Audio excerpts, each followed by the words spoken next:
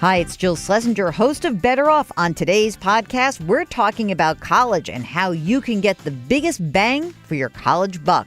We're joined by Caitlin Mulhare of Money Magazine. You can round out what you study in college with classes that will help you, whether it's a minor or not, or just adding a few classes. And then all you need to be able to do is demonstrate those skills when you get your internship or your first job. And, you don't have to major in something to be able to say that you have those skills. Welcome to the Better Off podcast. We're sponsored by Betterment, the largest independent online financial advisor.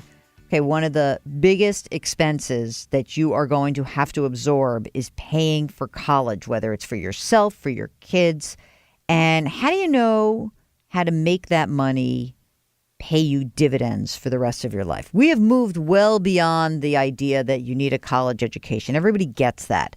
But how can you weigh one college versus another? You're not going to go to the outdated U.S. News and World Report. Let me tell you what you're going to do. You're going to go to money.com and check out the best colleges for your money in 2017. We're joined by Caitlin Mulhare. She's a reporter at Money, where she writes about higher education. Caitlin will walk us through what goes into the rankings and some of the surprise institutions that end up on these lists. So right now, our interview with Caitlin Mulhare of Money. You're listening to Better Off with Jill Schlesinger. Caitlin Mulhare, welcome to Better Off. Thank you so much for joining us today. Thank you for having me. I'm happy to be here. So we're going to talk about the overall best colleges and all of that goes into this. But of course, on the program, every single time we start the show and the interview, we have a very big question for you. Okay. And since you're a journalist, I'm going to make this not a career question. I'm going to make it a different question. I'm going to say, Caitlin, what's the best money decision you've made so far in your very young life? Ooh, the best money decision. I should be good at answering this because we also ask guests similar questions. But I think it would be a relatively recent one. Since I started working at Money, it comes with the territory. I've had to be a lot smarter about setting aside my savings before I spend any money. So I have automatic deposits into an emergency fund and my retirement savings before I can spend it on fun things. That's awesome. You got that automatic savings plan going? You're rocking and rolling. Yeah. All right. So far, so good. Only up from here. Okay. How long has Money done the analysis, its own proprietary analysis of the college landscape? So Money had a college rankings like 2 decades ago, maybe late 80s, 90s, and then suspended it. I wasn't there then. I don't know the reasons why. Yes, because you weren't born. But this is our 4th year of the current iteration. And what's interesting about this, I feel like the Money rankings, this is a really important response to, say, the sort of standard bearer, which is the U.S. News and World Report methodology, because essentially the big complaint about that was that it was almost like a self-fulfilling prophecy, that in fact, because of the way they compiled their data, it gave you kind of this skewed outcome. So first start by explaining what is the methodology behind the way that Money determines the best colleges for your money in 2017. Sure. So my colleague Kim Clark is the one who designed much of Money's methodology, and she was really driven to do something that the other rankings, including U.S. News and World Reports, did not do at the time. More of them have started since we started doing it, but so she really wanted to focus on affordability and outcomes. Most of the other rankings looked at educational quality, reputation, some other things that people like squishy qualitative crap that no one cares about, essentially. Right. So in the years since, now it's really, really common to talk about the return on investment of college degrees. But when we first started doing this, there weren't any rankings that did that. When you look at the investment of college, I know that you guys at Money have written extensively about this, that essentially a college degree is really going to be your passport to earning more money in your lifetime. But very recently, let's say in the last more like decade or so, what we've been grappling with is that people are graduating with so much debt that while they may be making more during their work lives, they also have to make more just to service that debt. Right. So does that factor into the rankings? It does, yes. So we basically split up our rankings into 3 factors. One is educational quality, which the most important thing is graduation rate in that category. And next is affordability, and that's where we measure student debt, but also the net price, which can be a little confusing at first if people haven't looked at colleges or shopped at colleges. You maybe have just heard about those sky-high, like $60,000 sticker prices, but the reality is very few students pay that. So it's more helpful to look at what the average student pays, or you can even use the net price calculator on individual colleges to see what a student like you or like your family might pay. And then, so student debt is in that affordability. And then the last one relates to the career and the earnings. We look at outcomes. So how much you make a few years out of college and then also 15 years out of college. How do you account for the fact that, like, if you go to, I'm going to make this up because I don't really know, but if you go to more of a technical school, people are graduating with, say, engineering or STEM degrees versus a standard liberal arts education where some people may or may not go into those higher earning fields. So how can you standardize that? Yeah, that's a great question. So one of our 20 plus factors is also earnings adjusted by majors. So we control for what the majority of students or what students are most likely to study at that school. And so you do still see the tech heavy schools perform well, but I think one thing that's really unique and helpful with ours is you can look at among all the tech heavy schools, you can look at which, if you control for their majors, which are kind of outperforming or doing better than the others. So last year and maybe even the year before, it's so boring. Princeton comes in number 1. I could be like, I know. All Princeton. my colleagues are always like, again, give us something new. So, okay. So estimated price without aid. Let me just give you these numbers because it's so wild. $65,000. Right. Okay. Mind blowing right there. Now, the estimated price with the average grant, $19,300. You've got some fraction of Princeton students who are paying that full $65,000. Like what percent? It says here, percent with need who get grants. So if you have need, you're going to get grants. So that's obviously you're going to get a grant. Yeah. But what percentage of the student body at a place that charges $60,000 or $65,000 is paying that full price? And guesstimate. Overall, it's less than 40%. 60% of students at private schools get some sort of tuition discount. Something. Yeah. Okay. So I'm just going to go through this. So it says, $65,000, you get a grant. It's more like $19,000. And so that's not particularly surprising to me. None of that is surprising to me. But number 2 was totally surprising to me. Blew my mind, and I was like so psyched. So at number 2, CUNY, the City University of New York, Bernard Baruch College, comes in at number 2. What the heck? It's half the price, $31,000. The price with a grant drops down to just under $10,000, $9,800. Wow. Yeah. This was a shocker. What happened here? Yeah. So this is one of the things we love, or I can only speak for myself, that I love about the way Money does our rankings is that we're definitely going to see, the MITs, the Princetons, the Yales of the world, because they are phenomenal schools. They're going to perform well. But we also see a lot of public schools in our top 50, top 25. And this year, our number 2 school was CUNY. Last year, it was the University of Michigan. So those are two years in a row where we've had a public university up at the top. With CUNY in particular, we added some new data this year that measures basically economic mobility. So it's based off a new data set from a Stanford economist named Raj Shetty. And it measures a couple things, but the one that we used is that looks at how many students from the bottom income quintile are admitted. And then of those ones who are admitted and attend, how many of them, when they graduate and go on to become in their 30s roughly, how many of them make it to the top income quintile? So that's interesting. Really measuring that sort of American dream, upward mobility that we all hope that colleges are providing for the country.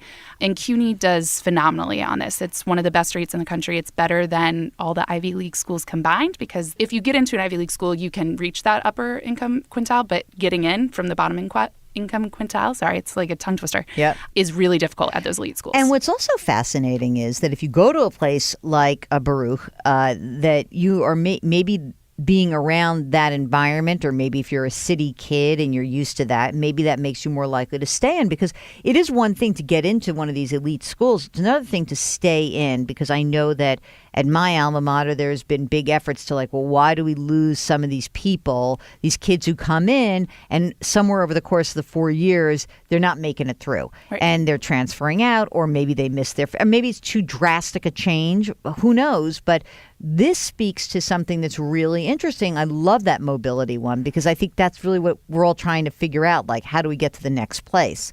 Also on the list, City University, public. University of Michigan, public, although not if you're out of state. Right. So thanks for all of you out of staters. Even as a public, it's very hard to get into University exactly. of Michigan. Yeah. Berkeley, UCLA. I'm just trying to see if there's anything else here. What were the other ones? Anything else that surprised you on the list? Oh, I'll tell you what surprised me, which was hysterical. Washington and Lee University in Lexington, Virginia. Why? My dad went there, which is odd for a Jew in the 50s to go to Washington and Lee. I said, why on earth did you go there? He's like, I knew a guy who went there, and he said that they were like pretty girls on the next campus. That was it. Like, that was the reason he went.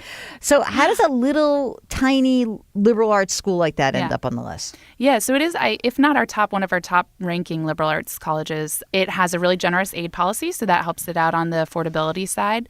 It also does decently well on that socioeconomic mobility. And then I think, though I haven't looked at this stats in a few weeks, but I believe their alumni report higher than average salaries, especially compared to other liberal arts colleges. FYI, my school is so not in the top 10. It's not in the top 20. I ring it in at number 34, Brown University. Okay. 34 is not cheap. That's terrible. That's still in the top 50. That is an embarrassment. That is a grave embarrassment. I wonder, my guess is the reason why that Brown may not have done well is it's not an incredibly well-endowed school, so the grants and scholarships are not as rich as everyone else in the Ivy League. Right. Yeah. Brown and Cornell, I think, offer less generous grants than others. And also, I wonder if maybe the earnings isn't so hot. The graduates of Brown do report lower salaries than other Ivy League graduates. They're still much higher than average, but that's one of the reasons why they're not in the top 10 or the top 20 like the others. Okay, so then you've got some specialty rankings, which also I love. Mm-hmm. So you did best public colleges, which is obviously like the CUNY Bernard Baruch College is going to be number one since it was number two, Michigan as well. But this is for your in-state person, right? So you're going to blow up the whole model if you're out of state and try to get into Berkeley, which is like going to be very hard, right? Hard to do, right? Any big names that popped out to you on this list, including your alma mater in the top 10? Yeah, I know. I was happy to see that. Well, one thing I think you can't ignore is that there's UC Berkeley, UCLA, UC Riverside, UC Irvine. It's like there's like all university. Right? Yeah, it's amazing. The University of California campuses do really well. They're comparatively affordable. They also perform well with that, letting in like a more diverse class, lower socioeconomic status students, and helping them actually graduate and get jobs. And then they report high salaries, which another thing we can't quite control for yet is that, a lot of students, I think, who attend public universities do tend to stay in state when they graduate. So people who live in California do earn higher salaries than somebody in like the South. So that might explain for some of it, but there's still really great value colleges.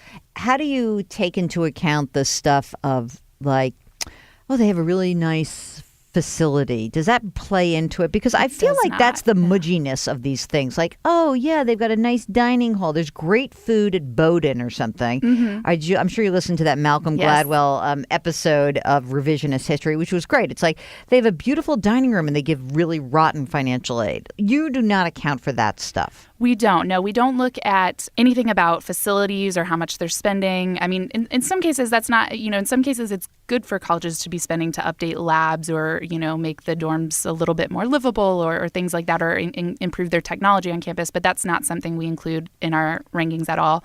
We also don't include reputation. I know some colleges look at how presidents and professors at other campuses would evaluate their college. That's not something we consider at all. We do include, we have write-ups of all of our colleges, and if a campus is known to be a fun, party scene, we'll include that, because it is ultimately when you're, these are a great starting point for students when they're looking at colleges. Eventually, you will need to look at some of that more squishy stuff to find which of the good colleges that you've identified, hopefully from our list and others, you might actually be happy living on from a culture standpoint. This is Better Off with Jill Schlesinger. We'll get back to our conversation with Money's Caitlin Mulhare in just a minute. She's talking about doing some homework, and boy, you better be doing your homework when it comes to college, because you're going to spend a boatload of money. You're just going to have to suck it up, whether you're doing it yourself, whether you're a parent and you're doing it for your kid. It's a lot of money. But you got to really do some research. You got to research how you're going to manage the money that you're not spending on college. Good news for you, because I've done the research, and our sponsor, Betterment, the largest independent online financial advisor, has done a lot to help people manage their money. Here's some of the things that I found out from my research about Betterment. Betterment takes advanced investment strategies and it uses technology to deliver them to the customer. Hey, that's you. That's amazing. Betterment's got low, transparent advisory fees, especially when you compare that to traditional services at other brokerage firms, and tax efficiency. Are you investing outside of a retirement account? This is so important. And one more thing about Betterment, they've got your back. That's the thing that's so important. You want to know you're working with an organization that has you in mind. So start your research by checking out Betterment. Better Off listeners can get up to 6 months managed free. For more information, visit betterment.com/betteroff. Betterment. Rethink what your money can do. And now back to our interview with Caitlin Mulhare. I like that you have best colleges where more than half of applicants get in. So it's not like you're only putting these things that are like, oh, my God, it's so hard to get in. Yeah. What is the value-added all-star list? What is that all about? Yes. So this list always drives us a little bit crazy. We love it, but it's very hard to explain in like a concise title. Take your time. It's a podcast. We're not in broadcast radio. So the value-added all-stars, one of, along with the graduation rates and the affordability metrics and earnings outcome metrics, we look at what colleges do better than their peers. And so we measure that on a variety of things, but we look at the academic background, so basically the SAT and ACT scores of students who are admitted, and then the income background, so the socioeconomic, which is the percentage of Pell Grant students, which is usually used as, a look at the low-income students on campus. The Pell Grant is a federal grant for families earning roughly less than $40,000 a year. When you control for those, then we look at the graduation rate. And so some colleges that seems to be a very low graduation rate, when you look at their value-added graduation rate, it's actually significantly higher than other colleges who are admitting the same types of students. So that's what we really want to look at with that value add. So we look at that for graduation rate, for student debt repayment rates, and also for earnings. What's amazing is that this is such a diverse group of names on this list, right? So, of course, Touro College in New York. I shouldn't say of course because I saw that on another list, but there it is again. Mount St. Mary's University in L.A., which is 57 Gs. The Otis College of Art and Design, Babson College in Wellesley, like all over the place. St. Aquinas College. I mean, they are all over the place. So this is kind of a fascinating mélange. It is, of schools. I'm actually intrigued by this. So you're a recent grad. I'm going to say that recent-ish. Yeah. How has this process changed now that you've covered it from going through it? Oh, it's totally different. If I only knew what I know now, what would you do differently? What would you have done? I mean, you went to a state school. Yeah. So that was smart. There's a very large chance I probably would have still ended up attending the University of Florida. It's a great school. It's really affordable. You get out with little debt. You get a job. It's has a national reputation. It's everything that you'd check off for like a big public school. But at the time, I was really focused on I want to go to school outside of Florida, and I want to go to like a pretty leafy campus. I mean, I You cringe like when I think about it. Yeah. No, because it's like, I saw Goodwill Hunting and really or was. something like that. Or, I want to Yeah. see. Right. Okay. Did you drive your parents crazy? Well, they indulged me. I mean, we went on a tour and looked at Duke and University of North Carolina and some other colleges and like the not too far north, but there was always like it's much cheaper in state. And Florida also has a lottery funded scholarship that pays for a significant portion of tuition. So on top of lower prices, you get most of your tuition covered. Vanderbilt was my number one school, and I didn't get in, so that kind of made my decision for me. How dare them? I know. But I think in the long run, looking back, it's probably a good thing because I would have been one of those students who was too tempted to take on way too much debt to go, to a school that I couldn't afford when I had a perfectly good, affordable option available. I mean, that's the thing. You not even like perfectly good, a really good, great one. right? Yeah. Right? Yeah. The thing, you have best colleges for business majors. Mm-hmm. Is that because you're Money Magazine or because people ask for that? Why is that? Well, both. It's one. I mean, it is a popular list. When we post that online, we can see it gets a lot of traffic. But also, business is one of the most popular, if not the single most popular major on campuses today. Really? So, yeah. What a waste. Yeah. Well, it's a very general. I mean, you can do a lot with a business degree, I suppose. Really? But, Can you get a job? Well, hopefully, if you attend these colleges, the best business colleges, you should be able to. Yes and no. I'm a bad person about this. I just think that, okay, fine, you want to be, an econ major, but what is a business major, really? I mean, you could be a liberal arts major, get a well-rounded education, take stats and take econ 101, and take 3 classes. In my mind, you were journalism, right? Yeah. So in my mind, if you can take a statistics class, take an economics class, and take an accounting class. That's it. Like all that other nonsense marketing, but what a bunch of baloney. Because you're going to get out, you're going to get your job. You probably know more about marketing working in an industry that is contracting than anyone could have gotten in 4 years of college. So there, I'm on my soapbox about that. Okay. Well, I won't say one way or the other what the value of a business degree, but I will say you bring up a really important point, which is that you can round out what you study in college with classes that will help you, whether it's a minor or not, or just adding a few classes. And then all you need to be able to do is demonstrate those skills when you get your internship or your first job. And, you don't have to major in something to be able to say that you have those skills. Let's go to the part of this whole survey that I love, which is called Build Your Own. Yes. This is unbelievable. We love that part. Okay, so by the way, everyone, just go to money.com, best colleges, and you can build your own rankings because you can pick your region of the country, your school size, majors, and then also it says focus on schools where you're an academic fit. That's kind of great. And then you can basically walk into your first appointment with your college advisor at school and have something in your back pocket. Tell me about some of the feedback you get from this whole issue, which is a physical issue, as well as the online version of it. It's really wide-ranging. I mean, we hear from some colleges who are really curious to know more about our data and for the most part are happy. Sometimes they disagree with some of the stuff we do, but that's always fine. It's helpful to hear both positive and critical feedback because then that helps us to improve it in future years. We hear from high school teachers who love this. They tell their students to look at it.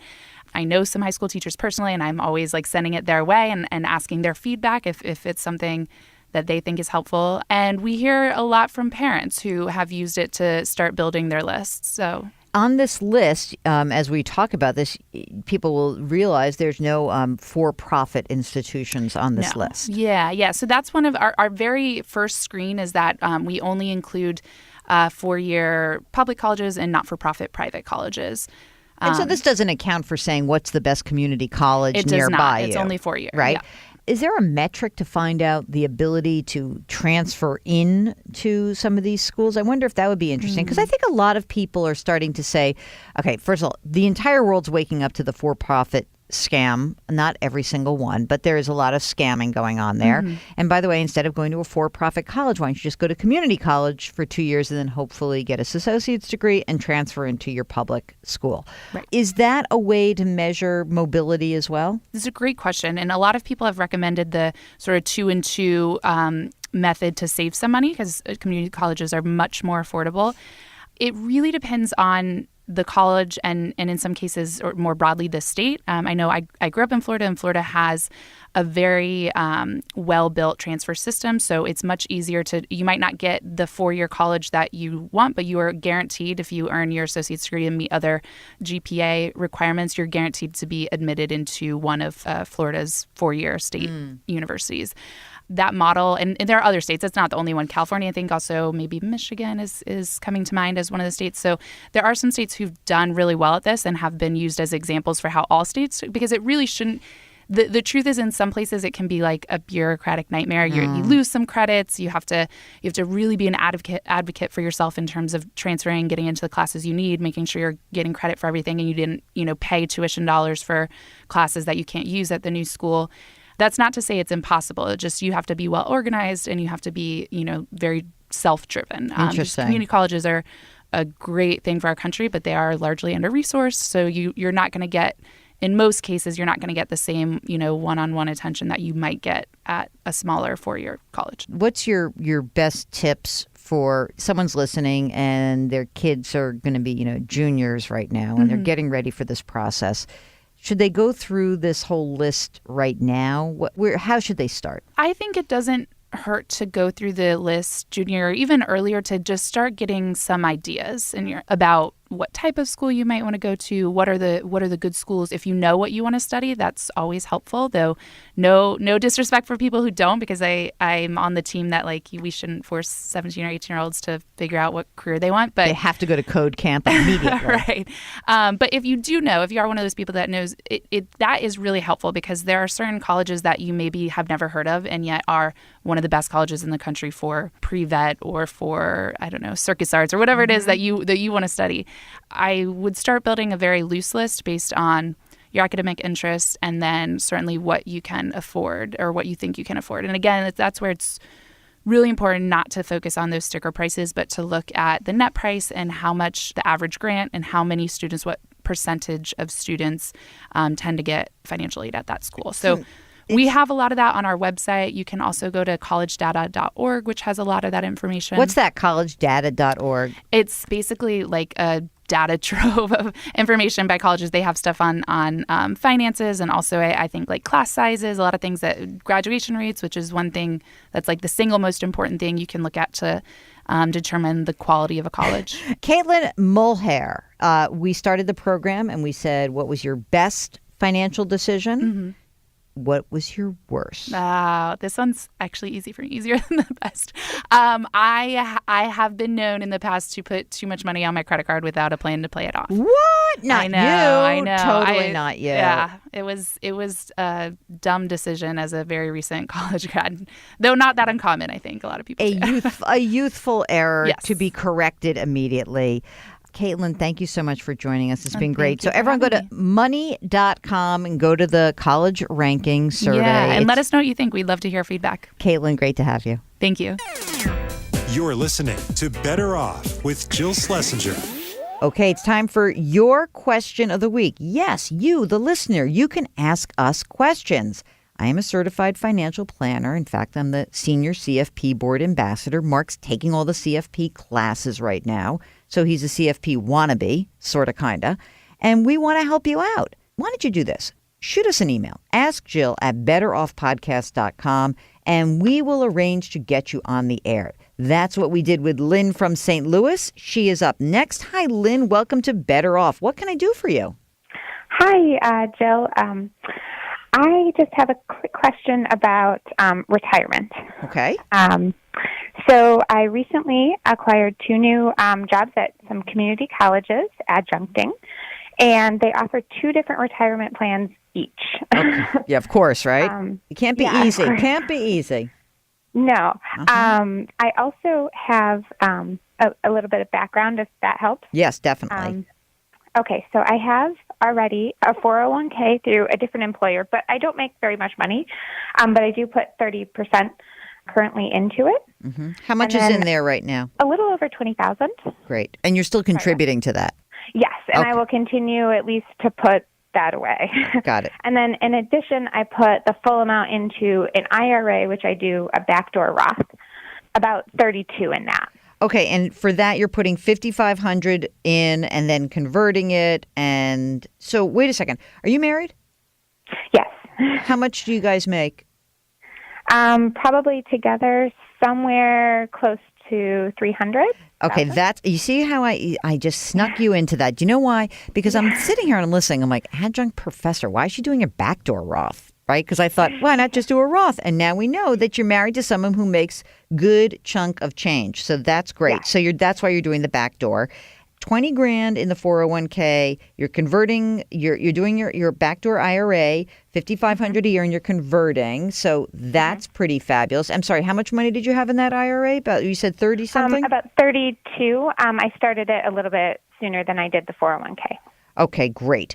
And I presume that your spouse is maxing out his or her plan? Yes. Okay. Yeah, So, he also has a 401k, which is probably close to what we make a year. And then he also maxes out a backdoor Roth as well. so he's putting in 18 grand into his 401k and also doing his 5,500. So that makes it beautiful. Okay, great. Yes. So what's going on in terms of so you're going to have this 401k. What's the company that's the 401k provider? Oh, so that is Mass Mutual, and I've picked out mutual funds that are low fund or low fee mutual funds and that kind of thing. So I've taken care of the lower fees on that. Good. Okay. My question is, Keep going. because I have all of these other retirement accounts, do I really need to set up the 403B and the 459, 457? Sorry. Okay. So, you don't have to do anything you don't want to do. All right. Well, I'm just fair going to tell you that right now. You're a grown up and you don't have to. But how much are you earning for these two new jobs? Between 8,000 and 9,000 per semester each. Okay. And this is just, in other words, I know adjunct is so hard. So is it just like you get a semester at a time, or do you know you're going to get a full academic year? What's your contract right now? It is contracted by semester, but I am in a field, I'm in mathematics, so I'm in a field that they need teachers, so I'm pretty not guaranteed a spot, but I'm pretty safe to get something like that every semester. Okay. And is your ideal to have a full-time, job somewhere so you can get rid of this whole adjunct nonsense, or do you like having this flexibility? I actually really like the flexibility. My other job, I work from home, and I have a daughter who is 2, so it works really well because if I want to go on a long road trip, I can just go. Yeah, that totally makes sense to me. I get it. Yeah. Essentially, though, you're going to it looks to me like you can, have, I don't know, $32,000 a year on both of these. How about this? What are the options available for each of the plans? So in academia, they don't usually have like tons and tons of choices, but who are the sponsors of each of these plans that you have access to? So I haven't received the information for one of the colleges, but for the other one, it's TIAA Craft. Okay, so by the way, I love TIAA Craft. I love it. Okay. It's cheap. And I know you're very young, but I'll tell you one thing that could be interesting about using the TIAA Craft. Would you describe yourself as an investor? Like, would you say you're aggressive? Would you say I'm generally growth? Like, what's your allocation split? I personally would like to be very conservative, but I go against my own judgment, and I'm probably much more moderate and mostly in stocks, actually, so probably much more aggressive than I personally like to be. Okay, so if you're somebody who likes a really like something solid, I want to tell you that TIAA CREF, which is usually only offered for nonprofits and hospitals or universities, is a phenomenal product. And the reason is that the TIAA side of it is a fixed annuity. And if you're boring, and I am boring too, man, I love that boring stuff. What you get out of TIAA is a much higher interest account that's boring.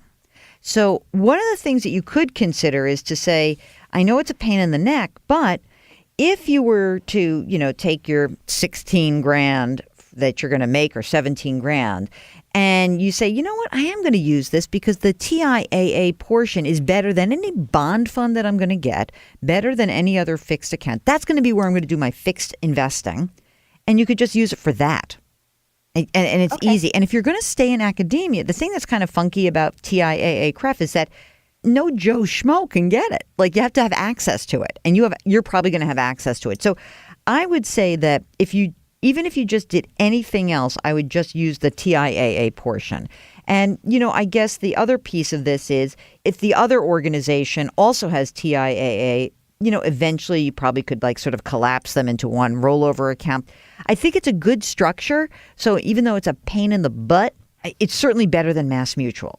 I would almost say to you that I would prefer it will be cheaper and more, and you'll probably do better if you had the total investment dollars for retirement using TIAA CREF than Mass Mutual. Okay. So, and the CREF side, there's a CREF stock, there's a CREF stock index. It's just really cheap. So I wouldn't just blow it off just because it's a pain in the neck. Fair enough. All right. So go for it. And when you get the other plan and you find out what the availability is, then why don't you just give a shout back? And if not, what you could do is if that plan looks good, you could use it. Or maybe you just say, I'll bump up my contribution to the TIAA or to the 401k and bump that up and just do what your cash flow can absorb. Okay. Make sense? Yes. Thank you very much. All right. Take care. Good luck. Thank you. Thanks Bye. for calling. Go check out the Money 2017-2018 Best Colleges for Your Money. Build your own rankings. Figure out where you want to go. Stop wasting your money on other rankings. This is the one to go to. Don't forget, we've got our bonus episode that comes out on Tuesdays and the longer form every single Thursday. You can subscribe via iTunes or wherever you get your podcasts. If you have any questions or suggestions, you can find me on Twitter. My handle is @JillOnMoney. That's @JillOnMoney. Just use the hashtag BetterOff. You can also reach me via email. AskJill@BetterOffPodcast.com. That's AskJill@BetterOffPodcast.com. And if you wouldn't mind, please leave us a review or a rating in iTunes. It really will help us out. Better Off is sponsored by Betterment. Our music is composed by Joel Goodman. Mark Talercio produces. I'm Jill Schlesinger. See you next week.